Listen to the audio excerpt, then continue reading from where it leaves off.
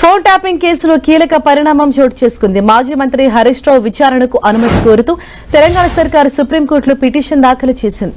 గతంలో హరీష్ రావుపై పంజాగుట్ట పిఎస్ లో కాంగ్రెస్ నేత చక్రధర్ గౌడ్ ఫిర్యాదు చేశారు.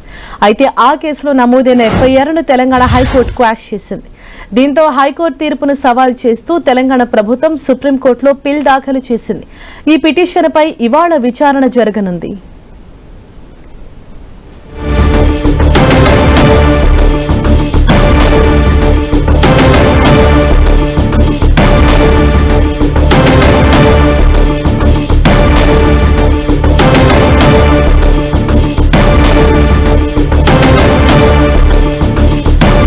ట్యాపింగ్ కేసులో కీలక పరిణామం చోటు చేసుకుంది. మాజీ మంత్రి హరీష్ రావు విచారణకు అనుమతి కోరుతూ తెలంగాణ సర్కార్ సుప్రీంకోర్టులో పిటిషన్ దాఖలు చేసింది.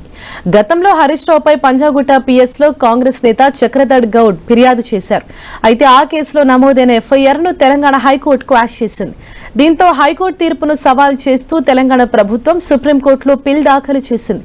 ఈ పిటిషన్పై ఇవాళ విచారణ జరగనుంది.